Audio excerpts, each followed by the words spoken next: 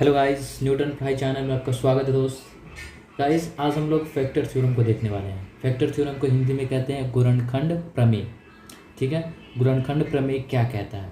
तो सबसे पहले इस थ्योरम को देखने से पहले मैं आपको एक कंसेप्ट समझाना चाहता हूँ। फैक्टर, आखिर फैक्टर होता क्या है? ठीक है, उसको समझ लेते हैं, फिर हम लोग फैक्टर थ्योरम को समझेंगे। जैसे मैं आपको यहाँ पे एक दिख रहा होगा 4 दिया हूँ, मैं पूछूँ कि बताइए ये जो 4 है, 4 किस किस से डिविजिबल है? मतलब इसको कौन कौन ऐसा नंबर है पूरी तरीके से काट सकते हैं? तो आप बताइए कौन कौन ऐसा नंबर है? तो ये पहला चीज़ है कि ये खुद, ठीक है, 4 को खुद काटेगा। देखिए काट दिया, क्या क्या 1 आ गया। जैसे 4 को 4 से डिवाइड करिएगा तो क्या आ गया? 0। और क्या 1 हो सकता है, और क्या हो सकता है? 2 हो सकता है, और कुछ हो सकता है? नहीं। मतलब ये 3 नंबर ऐसे 3 नंबर्स हैं जो इस 4 को पूरी तरीके से डिवाइड कर सकते हैं। ठीक है, पूरी तरीके से डिवाइड कर सकते हैं। तो आप ये कह सकते हैं कि ये जो 4 है इसका क्या है? फैक्टर है। ये 1 है, इसका फैक्टर है। ये 2 है, इसका फैक्टर है। ठीक है, बात समझ में आ रहा है मैं क्या कह रहा हूँ? कि मतलब ये 4 इसको पूरी तरीके से डिवाइड कर सकता है, ये 1 इसको पूरी तरीके से डिवाइड कर सकता है, ये 2 इसको पूरी तरीके से डिवाइड कर सकता है। लेकिन अब समझिए, इसको पूरा अब डीप में समझाते हैं। अब ये 4 है, इस 4 को आप लिख कैसे सकते हैं? तो 2 इंटू 2 ऐसे लिख सकते हैं। तो ये जो 2 आया आपका ना, ये 2 जो आया, ये 2 इस 4 का क्या कहलाएगा? फैक्टर कहलाएगा। क्यों? इसलिए कि जब आप इस 2 को इससे डिवाइड करेंगे तो ये पूरा कट जाएगा, इसलिए ये क्या कहलाएगा? इसका फैक्टर कहलाएगा। मैं बोलूँ कि 6 का फैक्टर क्या क्या हो सकता है? तो 6 का फैक्टर खुद हो सकता है 6, 1 हो सकता है, 3 हो सकता है, 2 हो सकता है। ये 4 नंबर ऐसे हैं जो इसका फैक्टर है। क्यों? क्योंकि इसको पूरी तरीके से डिवाइड कर सकते हैं। तो ये फैक्टर का कंसेप्ट है ना, कि जो चीज़ इसको डिवाइड कर दे वो उसका क्या कहलाएगा? फैक्टर कहलाएगा। ठीक है, अब हम आते हैं फैक्टर थ्योरम पे। देखिए, मैं आपको सिंपल भाषा में समझाने की कोशिश कर रहा हूँ कि फैक्टर थ्योरम क्या कहता है। देखिए, फैक्टर थ्योरम ये कहता है कि सबसे पहले आपके पास एक पॉलिनोमियल होना चाहिए, और वो पॉलिनोमियल होना चाहिए जिसका पावर 1 या 1 से ज़्यादा होना चाहिए। ठीक है, जो पॉलिनोमियल है उस पॉलिनोमियल के पास या तो पावर 1 हो या 1 से ज़्यादा हो। ठीक है, ये पहला पॉइंट। और दूसरा, आपके पास एक नंबर होना चाहिए, ठीक है, ए, और ये नंबर क्या होना चाहिए? ये नंबर आपका रियल नंबर होना चाहिए। ठीक है, ठीक है, ये आपके पास ये 2 चीज़ होना चाहिए। एक तो पी एक्स कोई पॉलिनोमियल होना चाहिए, और वो पॉलिनोमियल आपका पावर जो होना चाहिए उस पॉलिनोमियल का 1 या 1 से ज़्यादा होना चाहिए, और एक नंबर होना चाहिए, और वो नंबर आपका रियल नंबर होना चाहिए। ठीक है, अब बात आता है पॉइंट नंबर 1, ध्यान से सुनिएगा कि x माइनस ए है ना, x minus A P x का, देखिए यहाँ पे x माइनस ए है ना, x minus A P x का गुणनखंड होता है यदि पी ए बराबर 0। मुझे नहीं लगता आपको यह पढ़ करके समझ में आया होगा, नहीं आया होगा। चलिए, कोई डरने की बात नहीं है, मैं आपको और सिंपल करके समझाता हूँ। देखिए, जैसे आपके पास ये पॉलिनोमियल है P x square minus 5x plus 2, और ये आपके पास है x माइनस 2।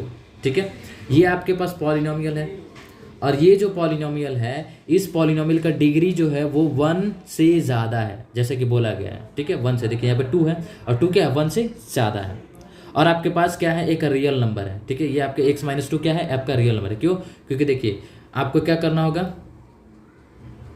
आप यहाँ पे देखिए x minus A P x का गुणनखंड, मतलब ये जो x माइनस 2 है, ये बोल रहा है x माइनस 2, यहाँ पे x माइनस ए है, समझाने के लिए यहाँ पे आपको x माइनस ए दिया है। लेकिन रियल में जब आप क्वेश्चन सॉल्व कीजिएगा तो आपको ऐसे ही कुछ दिया रहेगा, x माइनस 2, x माइनस 1/2 ऐसा कुछ दिया रहेगा। ठीक है, तो जैसे ये कह रहा है कि x माइनस 2 पी एक्स का गुणनखंड होता है।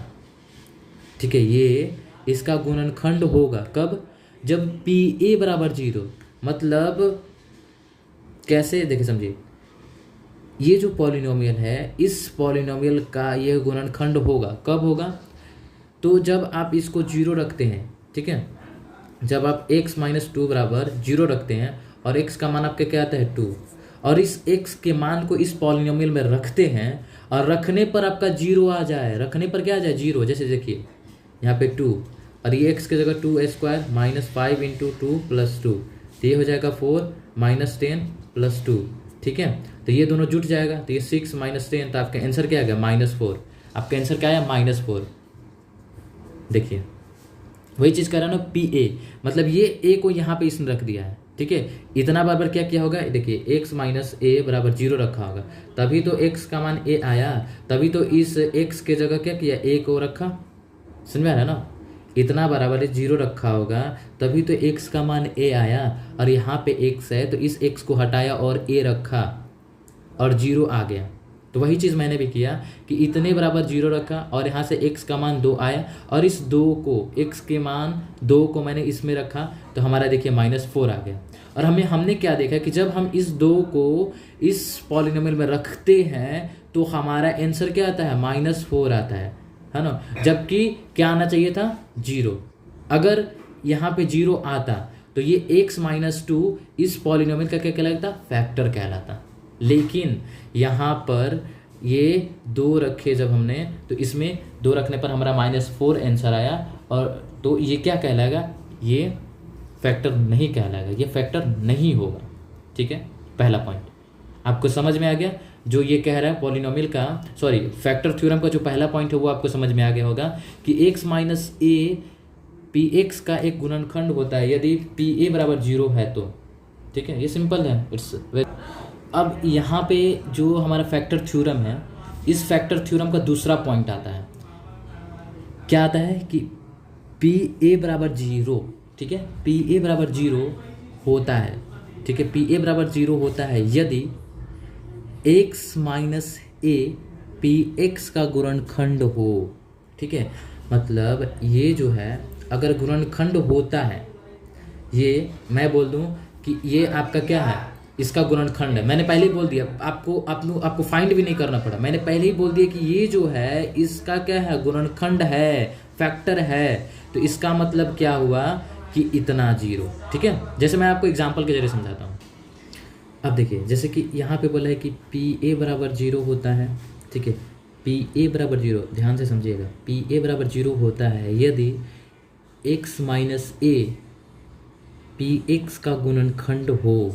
मतलब यहाँ पे समझे एग्जाम्पल के जरिए कि मैं बोल दूँ कि ये जो है x + 1 इसका है ना, x + 1 इसका क्या है, फैक्टर है, गुणनखंड है। अगर x + 1 इसका फैक्टर है, मैंने बोल दिया कि हाँ भाई, बिना चेक के मैंने बोल दिया कि भाई x + 1 जो है इसका फैक्टर है, तब आप क्या करिएगा, जब भी आपको क्वेश्चन में मिल जाए, ये मिल जाए कि ये इसका फैक्टर है। अब ये कुछ भी हो सकता है और ये भी कुछ भी हो सकता है, तो मैंने एग्जाम्पल के जरिए समझाने की कोशिश किया कि x + 1 मान लीजिए कि x + 1 जो है इसका फैक्टर है। तो जब ये क्वेश्चन में बोल देता है कि ये इसका फैक्टर है, तो आपको क्या करना पड़ता है, मैं बताता हूँ कि आपको सबसे पहले क्या करना पड़ता है कि px बराबर x³ + x² + x + 1 ये लिखना पड़ता है, ये लिखना पड़ता है, ठीक है। ये लिखने के बाद आप इसको लिखते हैं, ठीक है, x + 1 बराबर 0 लिखते हैं, ठीक है, x + 1 बराबर 0 लिखते हैं, ठीक है। अब यहाँ से आप x का मान क्या करते हैं, यहाँ से x का मान क्या करते हैं, आप निकालते हैं तो आपका -1 आता है, ठीक है। इतना समझ में आया। आप क्या करते हैं कि px बराबर इसको लिख देते हैं और a इसको 0 के इक्विवेलेंट कर देते हैं और x का मान निकाल लेते हैं। अब यहाँ से आपको प्रोसेस बताते हैं कि अब आप यहाँ से क्या करते हैं कि ये px बराबर 0, ठीक है, वही वाला देखिए यहाँ पे ये आ गया pa, ये यहाँ पे a दे दिया, मतलब इसको यहाँ पे डाल दिया है। ये x - a को 0 के इक्विवेलेंट किया है, x - a को 0 के इक्विवेलेंट कीजिएगा तो आपका a आएगा। तो यहाँ पे क्या किया है कि x के जगह, ये x के जगह a को डाल दिया और 0 के इक्विवेलेंट। तो अब आप क्या कीजिए कि इसके बराबर 0 लिख दिए। फिर ये px का मान जो है ना, लिख दिया आपने, सिंपल। अब यहाँ पे क्या कीजिएगा कि x की जगह आपको क्या लिखना है, x की जगह क्या लिखना है -1, तो यहाँ पे हो जाएगा -1 बराबर 0। ठीक है, -1 बराबर 0। अब आप क्या कीजिएगा कि जहाँ जहाँ x है, यहाँ पे x है, यहाँ पे x है, यहाँ पे x है, तो अब यहाँ पे x की जगह आप -1 डालिएगा। ठीक है, ये हो जाएगा -1 का क्यूब प्लस 1 का स्क्वायर प्लस 1 बराबर 0। समझ में आया, बराबर 0। अब ये -1 का क्यूब क्या होगा, -1। अब 1 का स्क्वायर क्या होगा, 1 प्लस 1 बराबर 0। तब ये 1 कट गया, ये आपका 2। आपने क्या देखा कि ये 2 जो है इस 0 के बराबर नहीं आ रहा है ना, ये 2 इस 0 के बराबर नहीं आ रहा है। इसका मतलब ये x + 1 जो है इस पॉलिनोमियल का फैक्टर नहीं है। ठीक है, इस पॉलिनोमियल का फैक्टर नहीं है। क्यों? क्योंकि यदि 0 आ जाता है ना, 0 के बराबर होता तो फैक्टर हो जाता, लेकिन 0 नहीं आया, इसका मतलब ये फैक्टर नहीं है। आई होप ये चीज़ समझ में आया होगा। मैंने पूरा एकदम बारीक समझाने की कोशिश की है, पूरा अंदर तक जाकर के समझाने की कोशिश किया है कि आपको समझ में आ जाए। ठीक है, तो ये चीज़ आपको समझ में आ गया होगा कि असल में फैक्टर थ्योरम क्या कहता है। ठीक है।